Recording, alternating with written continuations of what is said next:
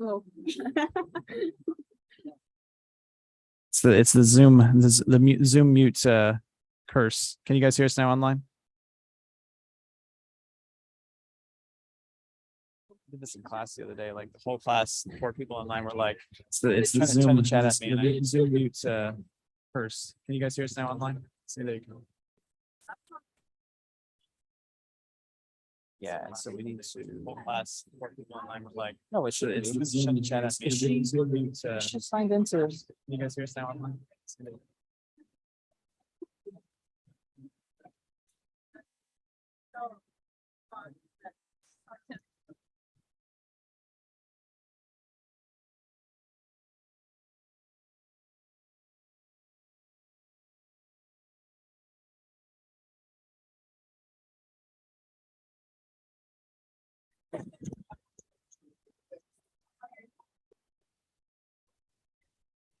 All right. Well, welcome everybody. Welcome. Thanks for coming out.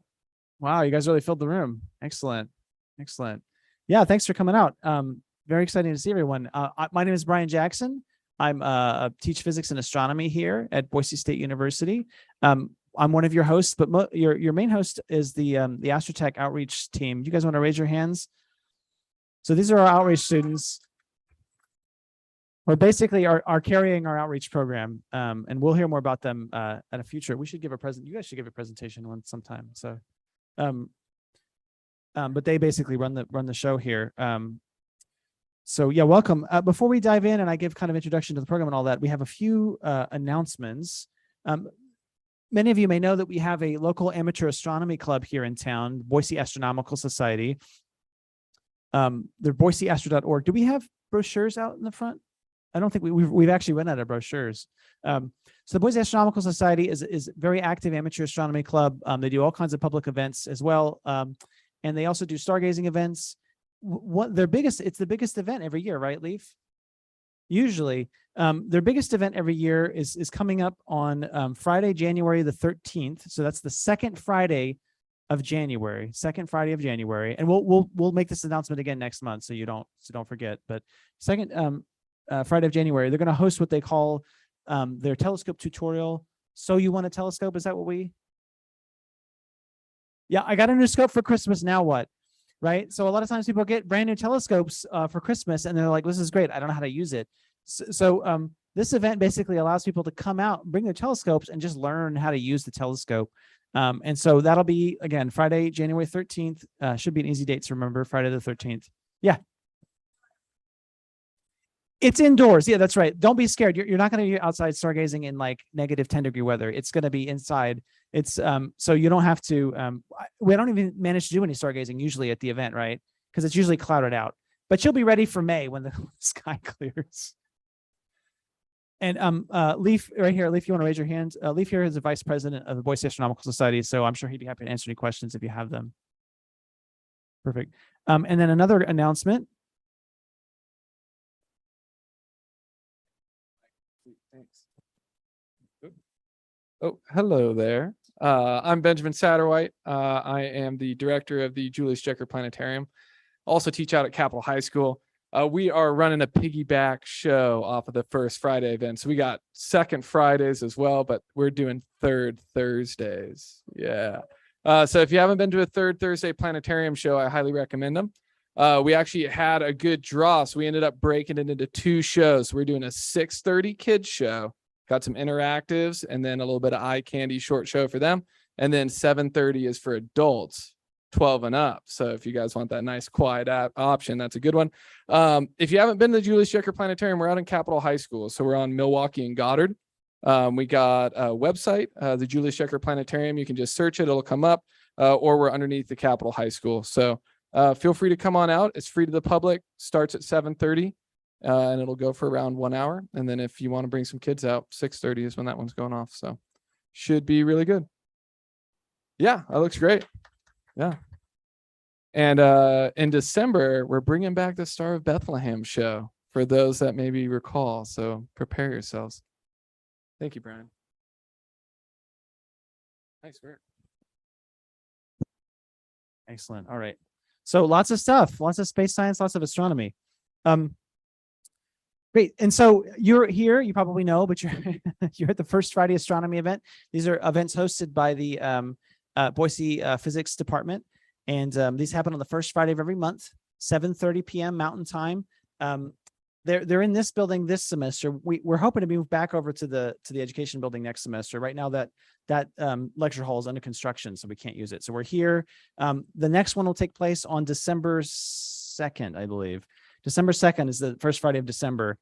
And we'll have Dr. Angela Dappermont who tell us about mud volcanoes on Mars, which I didn't know there were mud volcanoes on Mars, but there are apparently. She's going to tell us about them.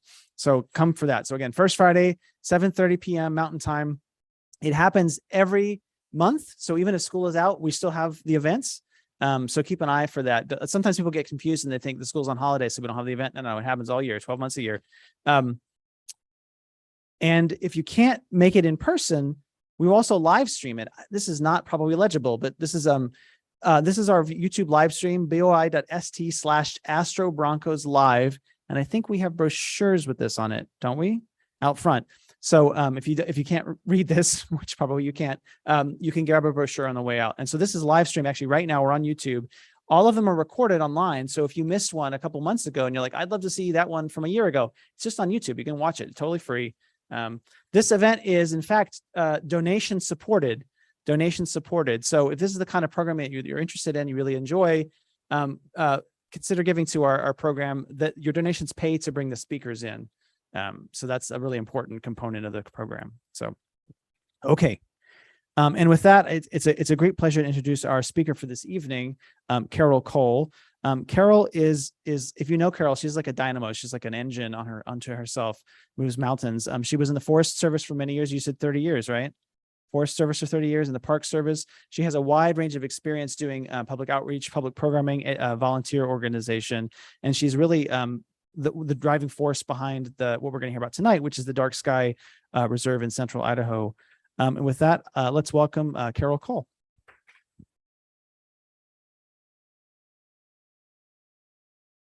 Sorry, I'll have to pin it to yourself again. Yeah.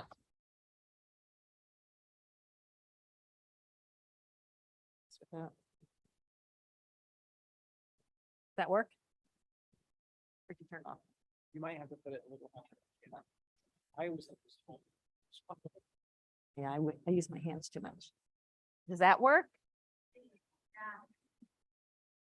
I used to do a lot of kids programs, so I tend to talk loud anyway. So if I talk too loud, just kind of, do one of these and I'll change that. But yeah, so I'm excited to be here tonight. I didn't know what it was going to be like with the rain, if everybody would want to get out of the rain or you wouldn't want to come out in the rain. So it's great to see a nice crowd. And yeah, I'm excited to talk a little bit. Well, actually I have quite a few slides about the Dark Sky Reserve. So if I get going too long on some things, I'll wait for somebody to say, and then I'll start moving quicker.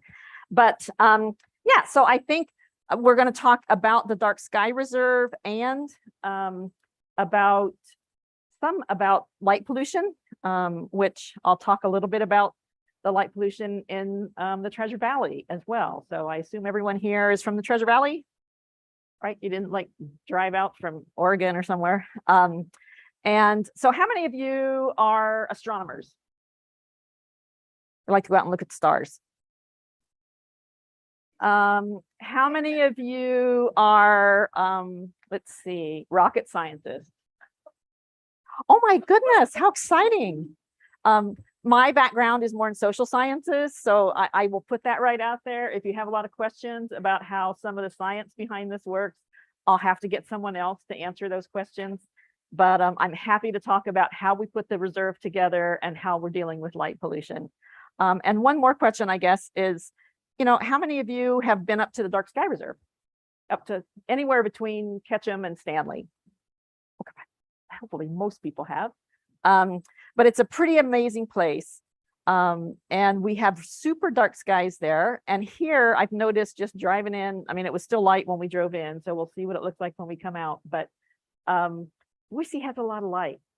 And it's kind of, well, we'll get into that more later. But it's, how many of you think you have too much light around your house? Either your own lights or, street lights or whatever. So we can do something about that, I'll talk a little bit about that when we're getting into some of that. So let's see, we'll go here.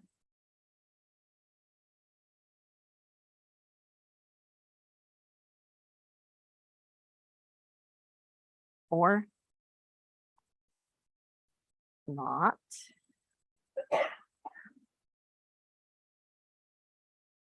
Here we go. We already did that. So why did we need a dark sky reserve? I mean, we live in Idaho. The skies here are pretty darn dark. So I'm not sure, if everyone believed that we needed that. But from the very beginning of time, we as humans, evolved sitting around campfires and having a period of light during the day and a period of dark during the night. And that changed over time. And we started with, I can't do that. We started with gas lights, which weren't too bad. And then we got a lot more gas lights. And then we had lights that were lighting up spaces where people gathered. Street lights came on, really nasty ones up there in the corner. And then now we've gotten some better street lights, but still a lot of light around any places that there's an urban area. And people started noticing that the night wasn't that dark anymore. So around the early 1990s, up in the Wood River Valley, where I live in Haley, we started talking with the cities and the county up there about getting some ordinances set up. And the man there in the center that they're interviewing is Stephen Pauly, Dr. Stephen Pauly, Dr. Dark, as he is known up there. He kind of started the whole thing. He worked with the cities in the early 90s to get the ordinances ready and going. And he's still involved and he's on our board. So he still kind of does that. But yes, Dr. Dark was pretty instrumental in getting a lot of that started. And it turns out, you can see there with the red arrow, that we were in a pretty sweet spot to have a dark sky site of some kind. In the lower 48, you can see the really dark spaces where there's not a lot of artificial light at night, and everywhere else you can see even the gray areas are lit up at night. So that's a little bit of a challenge. And also, Brian mentioned that I used to work for the Forest Service. So when we started the process of getting the dark sky reserve going, I was still with the Forest Service, and I was a Forest Service representative to this small group that became about 20 people of putting together the idea for the dark sky reserve. So we had, Dr. Dark, we had dedicated state or county and city officials who were very interested in dark skies. And we also had the public who was interested. We were in a pretty dark area within the state and within the country, really. And we had the Forest Service who was on board with establishing this dark sky reserve, mostly on National Forest System land, on public land. So that was all very good. And in a bigger picture, you can see, I don't think I have a pointer. You can see, further up here, there's a lot more dark areas. I mean, this area is probably the ones that are going to impact the dark sky reserve and other areas the most, is kind of that necklace of cities along the Snake River Plain there. But there's about 5 million acres in this large area, all the way from, craters of the moon, all the way up to the Clearwater and Selway areas. So there's large spaces up there that are pretty dark. And as I mentioned, this may not make sense to some people. Someday I'm going to have to change the titles on my slides to more current songs. But as I mentioned, the effort started in the 90s. And then in the early 2000s, we started talking about not just the need to reduce the artificial light at night, but also just that having a dark sky is a natural resource, like a lot of the other natural resources, that is worth preserving in the area.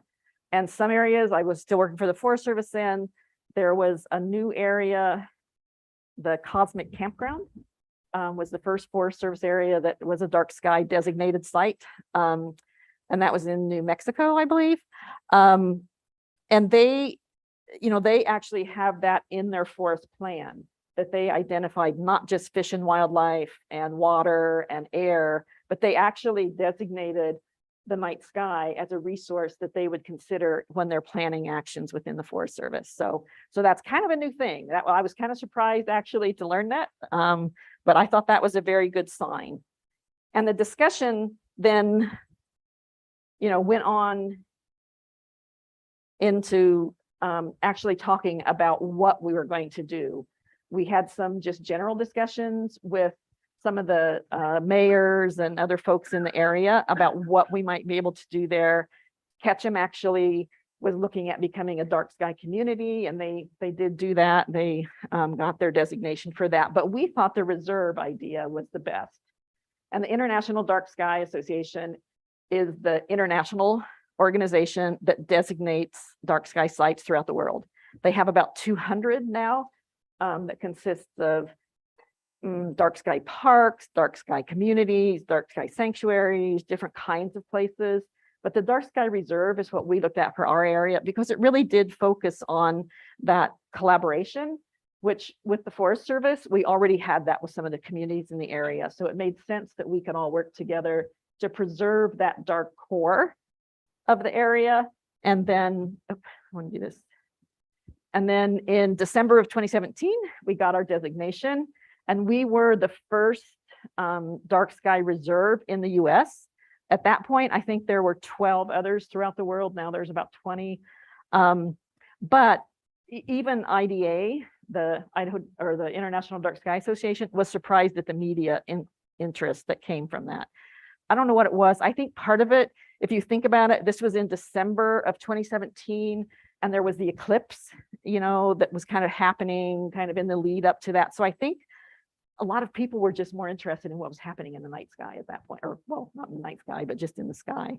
So I think that was part of it. But yeah, we had a lot of national and even international media. We did a interview with lots of different stations. Is the reserve like the darkest category? Well, it's more in what the land base or how the land base is configured. Like if it's a dark sky community, that's probably not going to be the darkest place because they're typically going to have more lights. But like a dark sky park could be pretty darn dark also. But when we to put our application together, which I have here, if anybody's interested in doing another one, about a 2-year process, so be ready to dig in. But when we were doing that, we were using the light meters to get the readings, and we were getting mostly, in some areas it might be 20 point something, but most of them were close to 22, which is kind of the highest reading for those light meters. So we were in the darkest categories. I don't want to say that we're the darkest place because probably up in the Frank Church or somewhere up there, you're going to find some darker areas. But the reserve is more about establishing, well, here, I think the next slide might have that. Yes. So the reserve is about establishing the core. Oh, wait, can I do it on here?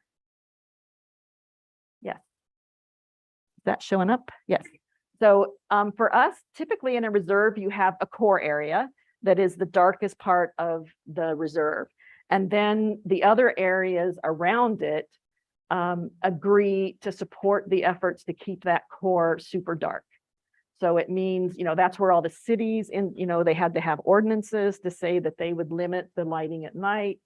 The Forest Service said that they would work on their own lighting at administrative sites and other places. And they would also work with permittees that have ranches or resorts or whatever. They couldn't force them because it's private land, but we would work with them to try and get them to also make sure that they have dark sky compliant lighting.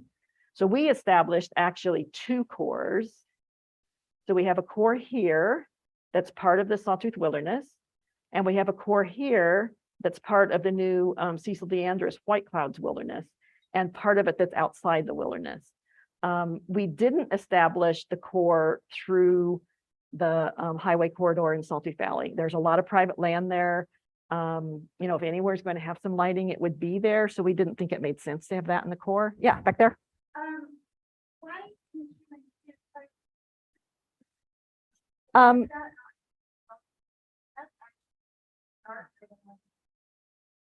Well, part of it, I think, was just the group that came together.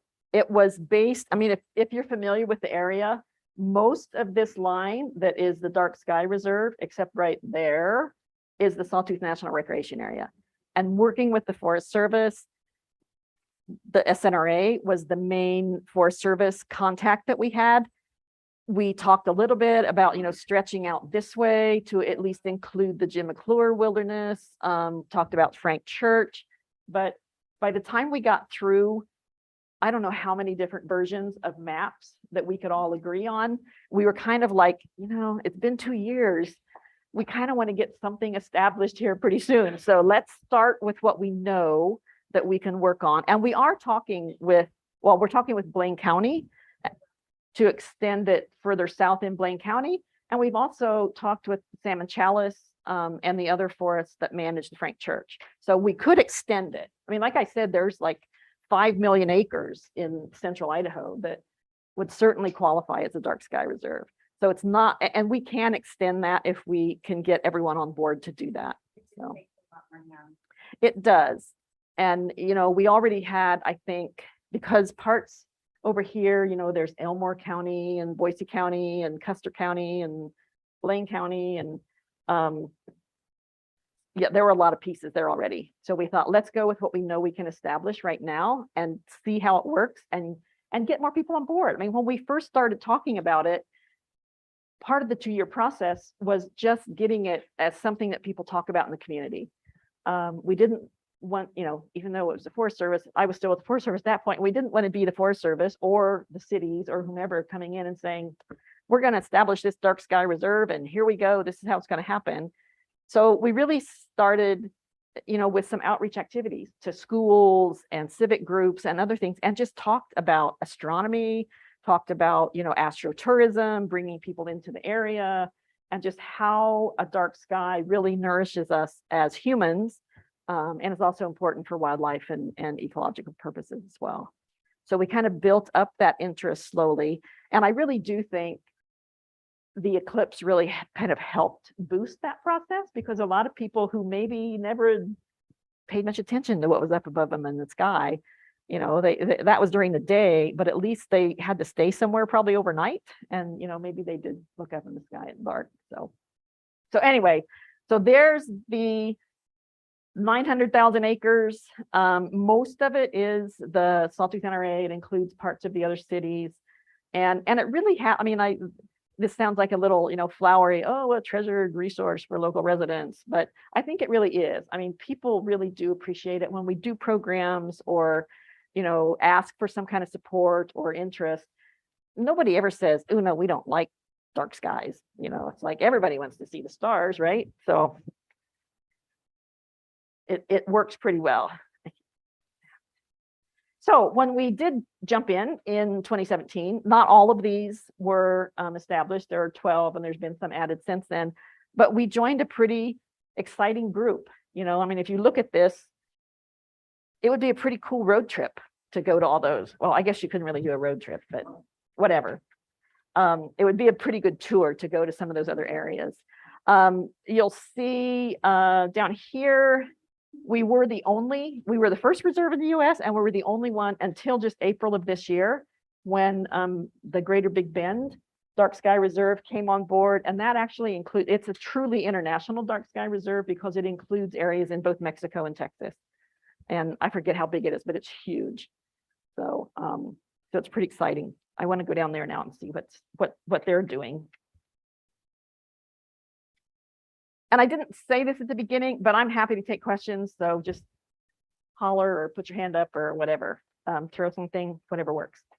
So this, I'm sure you can't read that, but this was just kind of pounding home that idea that it took a lot of people and a lot of efforts and a lot of coordination and collaboration. And part of that was because we have 3 cities, 1 county, really involved, 2 counties mostly, but 1 county really involved, and the Forest Service. There was no one entity that oversees the operations for the Dark Sky Reserve. So we were still kind of this loosely organized planning group that were kind of, like, oh, here and here and here. So we decided that we needed a little bit of a more formalized structure, especially because the two counties that make up most of the reserve are Blaine County and Custer County. And I assume y'all are familiar with state politics. Couldn't be kind of two different counties. I mean, when I worked for the Forest Service with the SNRA, I mean, there was always like, two sides to every issue. And it just, it was something that brought everyone together. I will say Custer County, had more traditional beliefs and values, and they were a little suspicious that there was going to be some more regulation, or, the government was going to come in to do something. And we're like, no, this is a voluntary designation, and, there's nothing there. So they agreed to go along with it. We had to have letters of support from all of the cities and the counties involved before we could move forward. And they did not send a letter, but they did not send a letter of opposition either. So that was kind of a good thing. And, and Stanley is in Custer County, and a lot of the rest of Custer County is there. So I think they support the idea in general, but they were just a little hesitant to sign on to that. So it took some coordination and ongoing collaboration efforts. And then, so what was this? It would be about a year and a half later, all the likely suspects here. We got the three cities, the county, the Forest Service together to sign an MOU. It doesn't commit them to spending any funds or whatever, but what it commits them to is we documented that the people who were there at the time the reserve was established were all in favor of this, and they brought their specific jurisdictional entities together. So we wanted to kind of get that in writing, because people and positions change over time, and we didn't want that to kind of come up later as a surprise for someone. And now that I think of it, it's probably about time to renew that. And then also later on, like when do we do that? March of 2021, we also established a nonprofit. Partly that was also in response to the fact that there wasn't one entity who took kind of a lead, and we could, to try and do joint projects that were helping throughout the reserve. We wanted to make sure that we were involving everyone. So we formed a nonprofit so we can collect donations. The cities and the county actually give us small amounts of, a couple $1,000s a year to kind of keep signs and brochures and things going. So it just made it a lot easier than all of the separate entities doing that.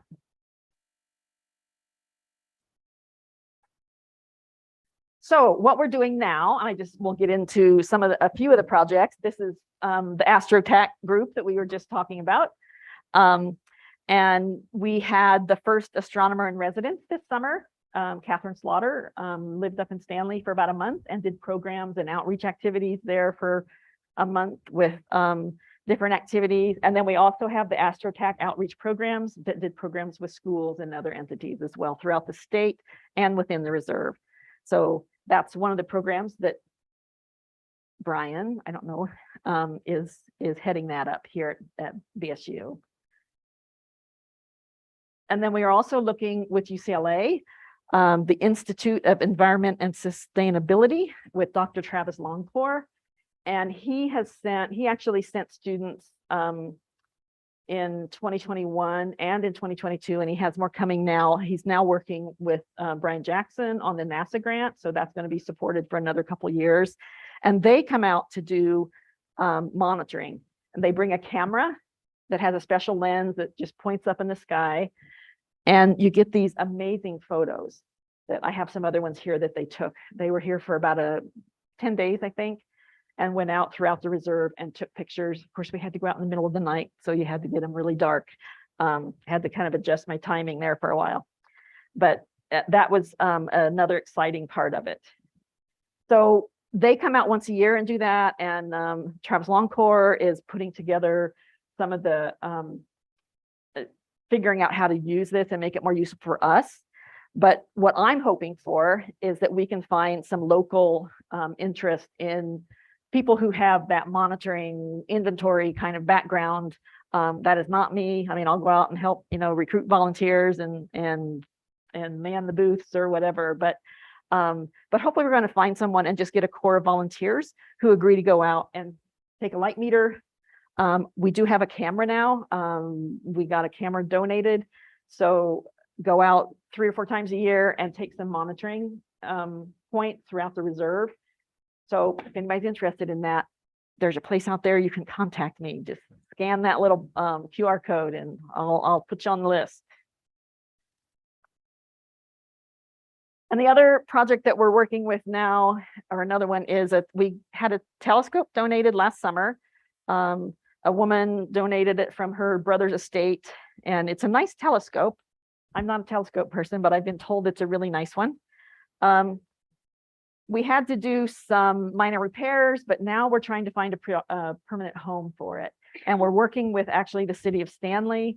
They've agreed to consider putting a roll-off observatory building in the park in Stanley, if you're familiar with that, up on the hill there, looking out across the Sawtooth.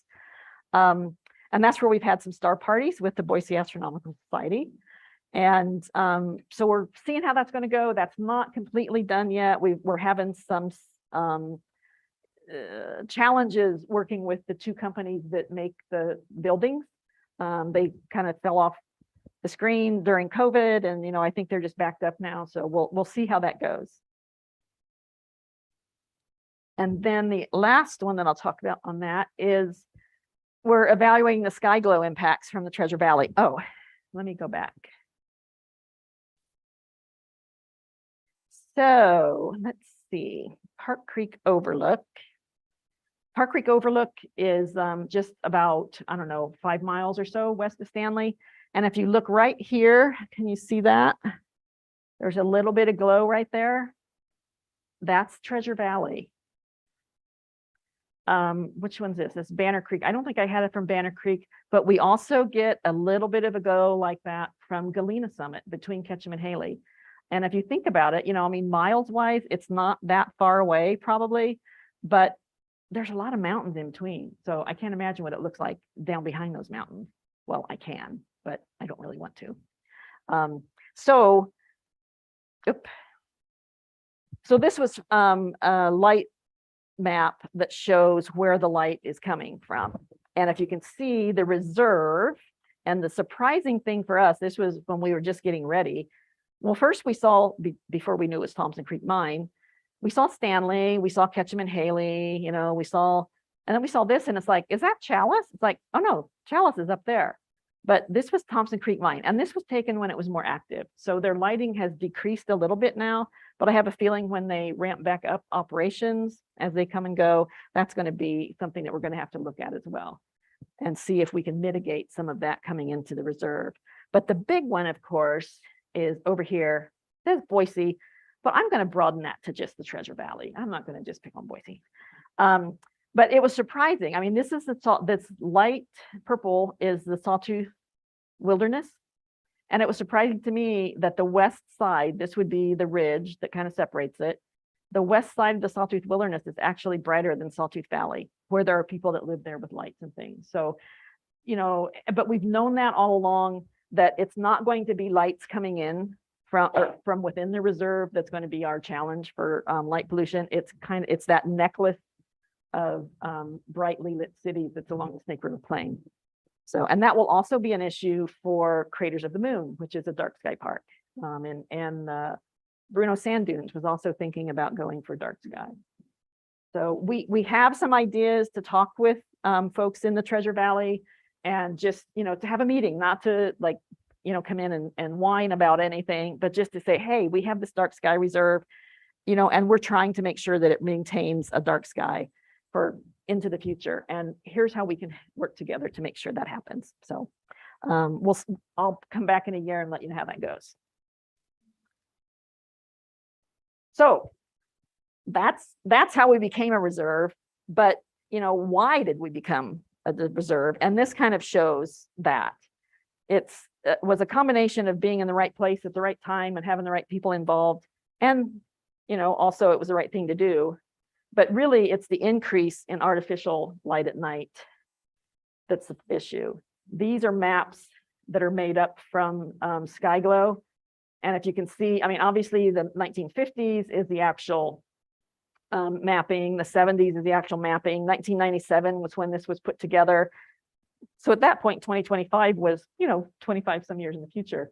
Now we're not that far away. And I have a feeling if we would look at it, the estimate is that light pollution is increasing about 2% a year.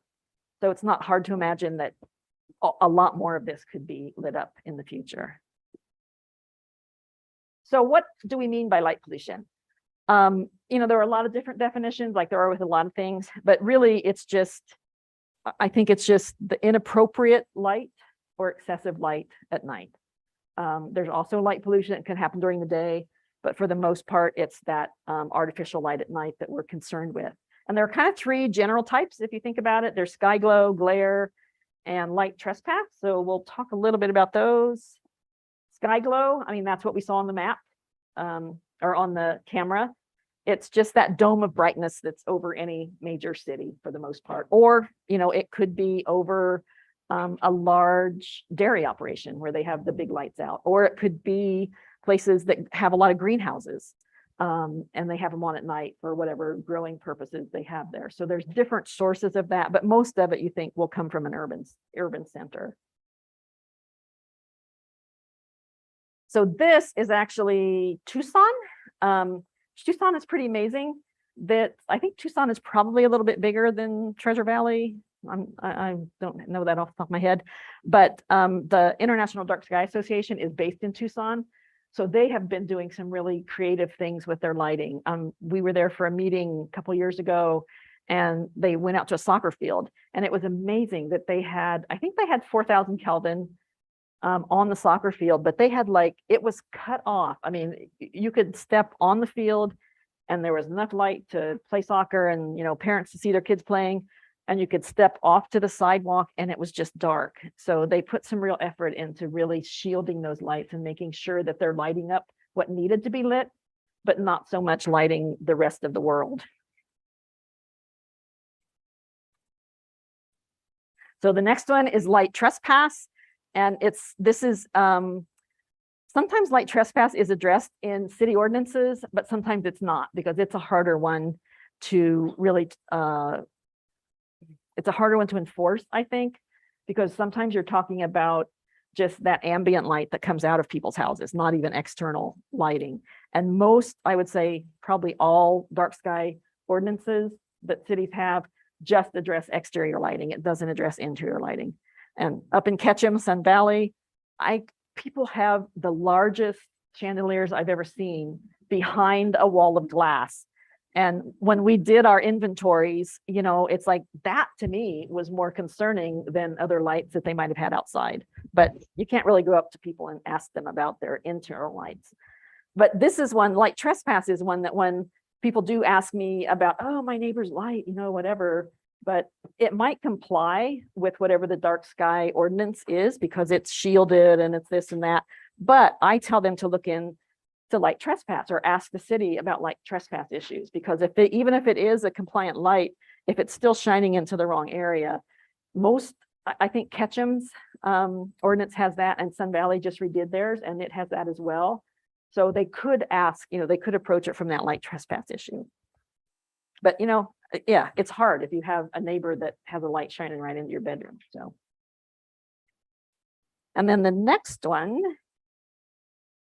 is glare. And this can be, I think it talks about maybe it's a headlight, and especially those newer headlights that are really bright and just blind you for a second or so. But it can also be those, well, I have one on the light board outside, just those unshielded floodlights that they come on as soon as you get within 15 feet of the house or whatever, and they just blind you. If you're walking up to your neighbor's house, you're not going to be able to see by the time you get to the front door. But it could be your house too, but I'm assuming you don't have those kind of lights. So, but anyway, so glare is just that intense light that really blinds you to, it affects your eyes, your eyesight. So it blinds you to that normal light that you would see outside at night. So those are kind of three types. Oh, and speaking of glare, here's one of those glaring porch lights. So can you find the potential stalker there? And anybody see somebody in that picture? Well, I think if they had a shielded light, it would be a lot easier. But your eye is, just kind of, it's affected so much by that glaring light.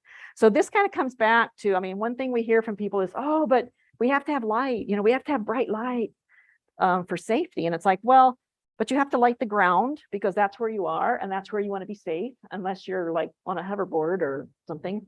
So think about well-designed lighting, and that's what we need. It might cost a little bit up front, but LED lighting right now, they are just doing amazing things with LED lighting. And Stanley put in, of course, they only have like 14 street lights, so they can kind of afford that. But they put in, I think, 2,200 K lights. They had some 4,000, and then they went down to like 3,000. And they might have done 2,700, which was kind of a little more common, but they found some that were 2,200, and they're shielded to where they could just have these amazing cutoffs that you can adjust and move them around and everything. So it's a really nice light when you're in Stanley at night. If you're up there sometime, notice the street lights up there. That's what we should all be doing, even people that have more than 14. So some of the light pollution impacts. So those were some of the major things that affect us, the glare and the trespass and that. But some of the lighting, the light pollution impacts are things that maybe we don't typically think of. It impacts us, it impacts the world around us, it impacts the wildlife that we share the world with. So let's take a look at a few of those. So ecological impacts. One that you may have seen in the news, it's been a big thing with turtles, I think in Florida. They get confused when the hatchlings come out, and typically they would look for that light, kind of reflected off the ocean. And in this case, they do want to go toward the light, but they're not. Some of them aren't doing that now because there's a lot of lighting from shoreline housing and other businesses. And so they see that light and they're going the wrong way. And that's where, there's like whole organizations that go out when the hatchlings are coming out, and they help them get the right way to go out to the ocean. So that's one example. Birds get very confused in the light. In city lights especially, there are millions of birds killed every year when they hit buildings because of the reflections, and they get kind of disoriented in the light. It disrupts their migration patterns. It disrupts predator-prey relationships. So there are a lot of considerations for wildlife, and actually even salmon. And one of the studies that I have out there that you can scan and find more information about it talks about the impacts to salmon from artificial light along rivers and lakes. What it actually attracts the juvenile salmon because they go toward the light, and then they're sitting ducks, sitting salmon for the predators to come along, and they have a feast there. Typically at night they would be lower down in the river or the lake, so they wouldn't be as congregated for the predators to come along. So then we go on to human health. Melatonin, that regulates the sleep-wake cycle, the circadian rhythm, and that is really impacted. We hear a lot about that for not looking at your phone or not looking at a screen, not even watching TV, just before bedtime, because it can impact the melatonin. And what they found is, well, the AMA did a study, I think it was with nurses that worked kind of the graveyard shift and working under fluorescent lights, and there was a higher incidence of different forms of cancer. They did not come out with a causal relationship there, but they did see that was correlated with different kinds of issues that people have. So I think for human health, there's also considerations there. And again, it comes back to that first slide. We didn't evolve as humans with having our world lit 24 hours a day. We evolved with it being light during the day and dark at night. So we don't evolve as quickly as our technology does and our lighting. Another impact is just the energy waste. This information is from IDA. They estimate $3 to $7 billion every year spent on lighting that's either uplighting that's going up into the sky because it's not shielded, or it's just improper lighting that we don't need for whatever purpose.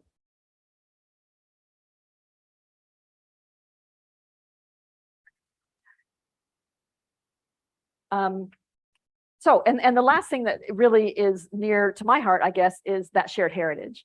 You know, the night sky has inspired poets and writers and artists and all kinds of people when you look up at that night sky for millions of years. And I just think, you know, losing that is something that we as humans, we lose a part of that heritage, that shared heritage with our ancestors, with everyone around the world. I mean, again, I'm not the rocket scientist kind of person, but what I think of when I go out and look up at the night sky is that, you know, one, I feel very humbled, but two, I also feel so connected because everybody that's out is looking up at that sky, you know, and people who were here, you know, thousands of years ago, they were looking at essentially the same sky. I think I might have to ask some of the AstroTech students if that, yeah, I mean, I know it changes some, but I think, yeah. But you know, there's just that connection, not only to just everybody in the world, but also just to our ancestors and our heritage. Yeah.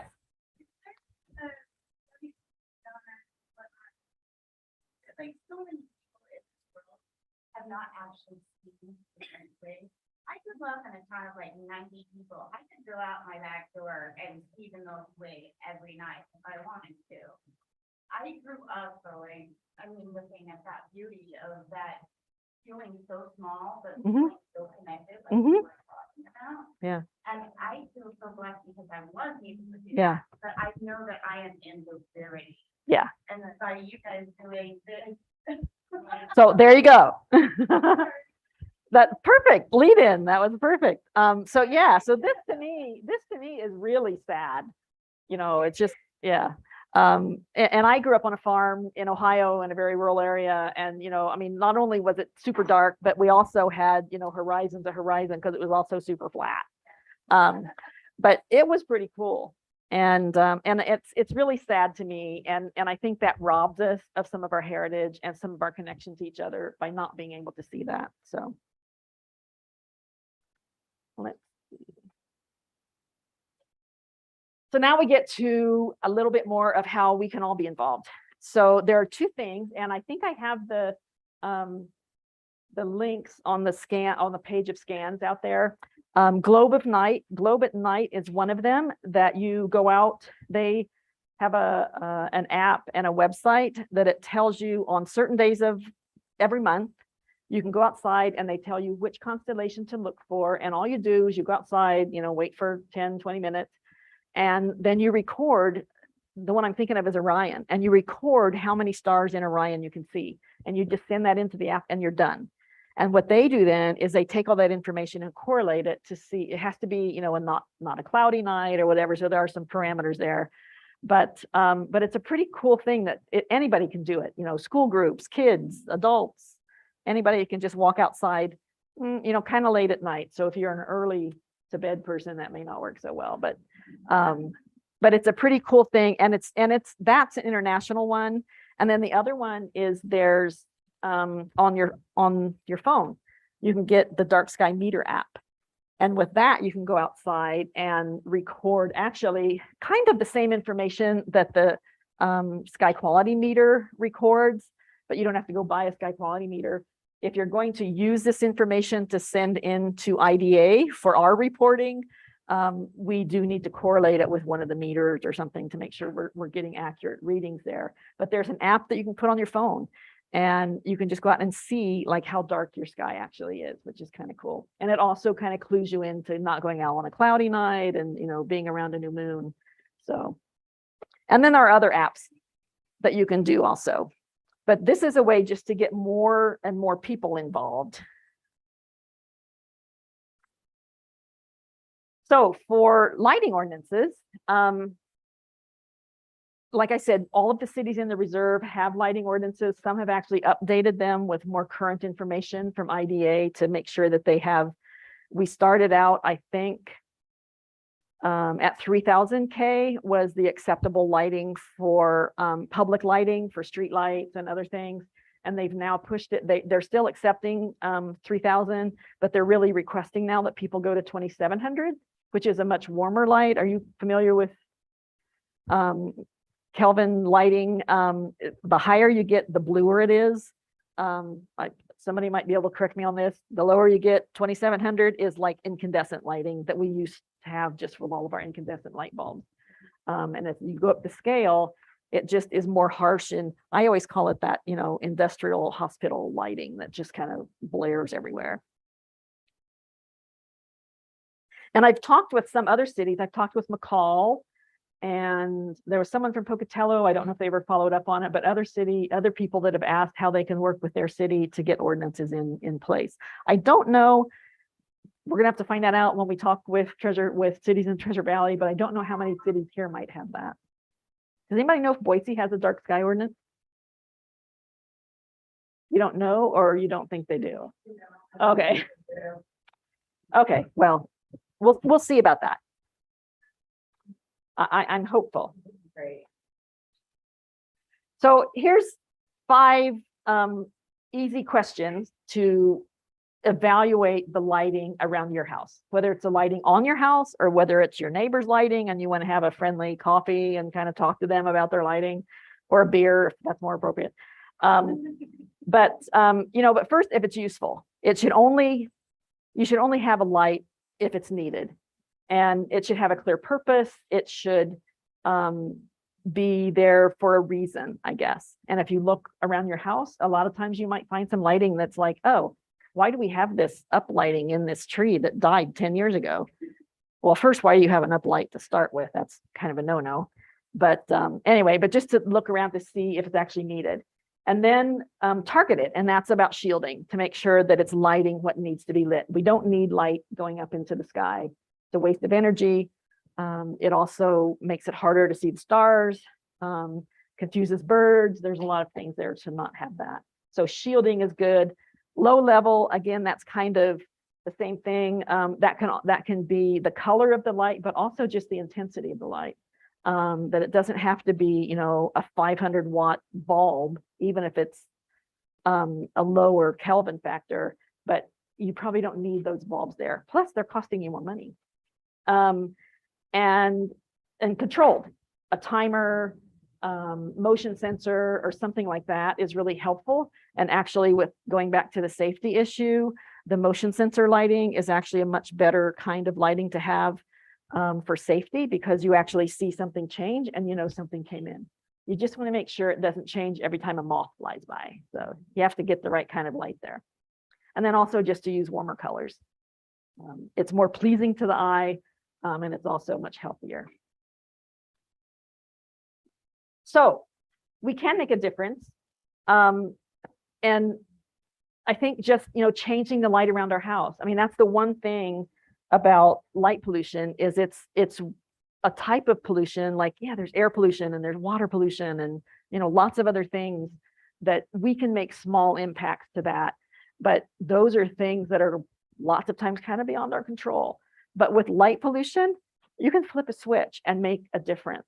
You can unscrew a light bulb on your neighbor's light. Well, no, I wouldn't really suggest that.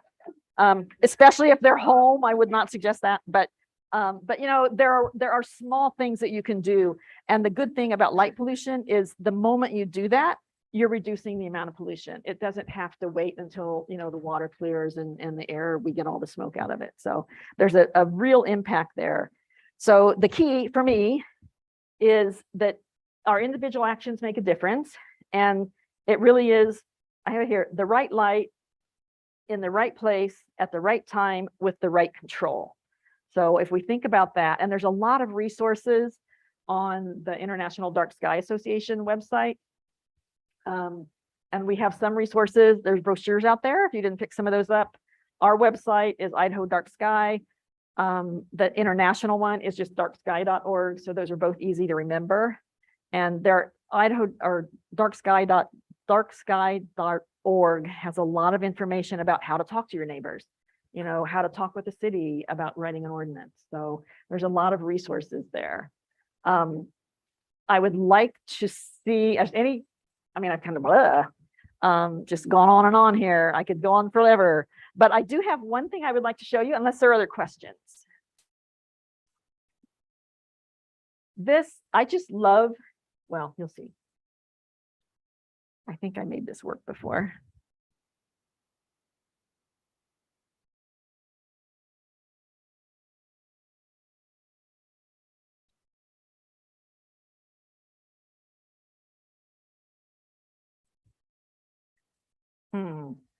Oh, links. It worked before.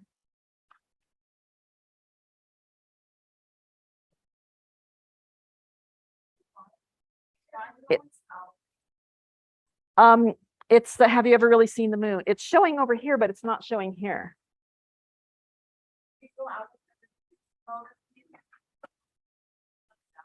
Probably. Do you need lights off for this? No. Okay. Oh, you know what? I think I had it up down here. You trying to show the video? Yeah. It's showing over here, but it's not showing here. No, let's see. Yeah. Because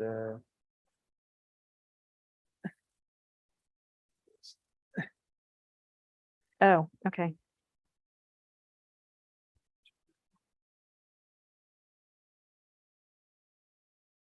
I assume it'll have sound. It will. Yeah. There we go. one night I was bored in my apartment and decided to take my telescope out to the sidewalk. The moon was out and I thought, why not? Within a few minutes, people started walking over and asking what this thing was. What is that, bro? It's a telescope. Do you want to check out the moon? Do you want to take a look at the moon? What is it? It's the moon. Where am I supposed to look? You're supposed to look right here. Oh, indeed. Yeah. That's where it all started. It just sort of went from there. I'm looking at the moon. Hold on, real quick. Oh my God. Oh my God. Oh my God, I can't believe it. Oh my God. Oh my God. No way. No way. No way, that's the moon? No way. Yeah, way. Well, you can see the craters. Yeah. That is so cool.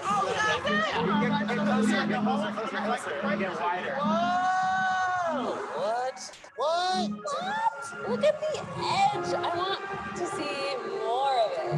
No. Holy. I've never Sorry. seen this before. I've never seen this before like this, man. Wow. That is intense right there, boy. Woo. Bro, that look like that's right down the street, man. Man, what you got here, man? That look like that's right down the street. Yeah, isn't that amazing? It's right. Is that an actual image of the moon? Is it like a live image? It's that right there.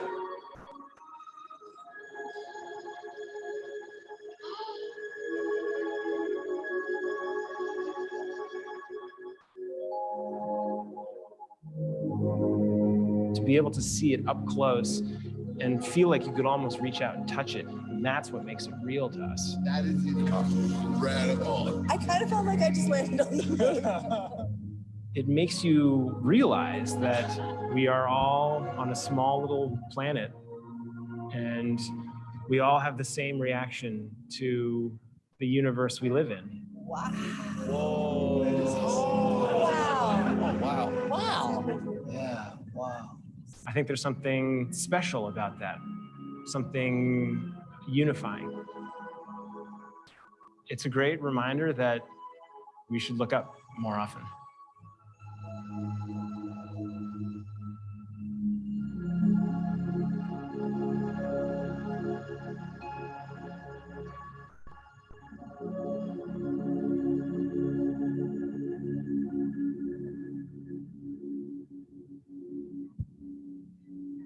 Okay, I just like that. I know the moon is not the favorite of some astronomers, But I think the moon is Wow. something. Look at this. 94% of people believe We'll company stop culture that. is important to an organization. No, that was it. I'm done. But I think the moon is something to me that is really engaging for people because they can walk out in their backyard at any time and see the moon and they know what it is. And they may not, remember some of the constellations or some of the deep sky objects or some of the other kinds of things that you see in the night sky.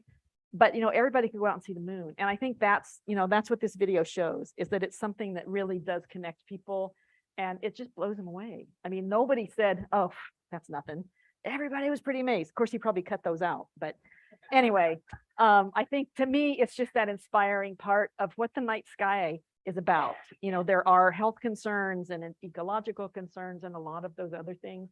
But it's kind of what we talked about at the beginning, that it's just going out and seeing that dark sky. And if we can do anything to work with our cities or work with our neighbors or work with your own lights at home to help preserve that, I think that's what we're all about. So I appreciate your time and I'm happy to answer questions or talk more.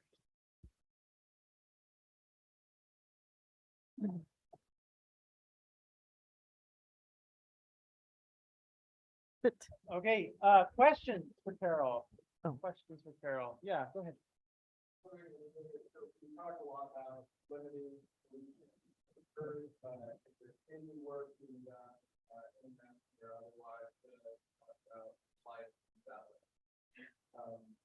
yeah. Yeah.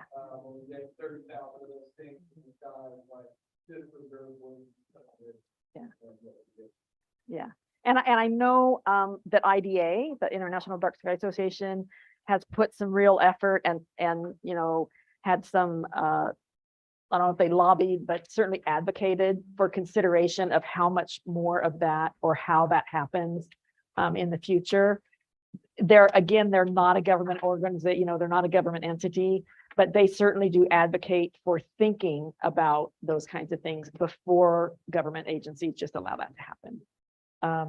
I will admit when I saw one of the trails, kind of freaked me out, but then it was also just sad to think there are, thousands more of those coming. So I don't know, certainly we'll work through IDA and write letters and whatever, but yeah, it is a concern for not just us. I mean, for us, it's like preserving the night sky. But for some of the big observatories, I mean, it really impacts what they can do with research and other things. So, yeah. And let me piggyback on that a little bit. The American Astronomical Society has an active effort to sort of, wouldn't say lobby, but to sort of educate a lot of these companies. I think didn't really consider the effects that their satellites were going to have, and so there's been some pressure, maybe pressure is the right word, applied to sort of convince them to redesign the satellites to make them less reflective, make them smaller. I don't know how effective that is right now, but maybe longer term there'll be efforts. But she's right that is affecting astronomical observing already. Yeah. So Yeah, and I think you're right. I think people don't realize, it's the same thing with a lot of technology, whatever it is. We don't think about what some of those broader impacts will be until they're already right in front of us. But I think just putting, artificial light at night and that kind of clutter in the atmosphere, people didn't think about that.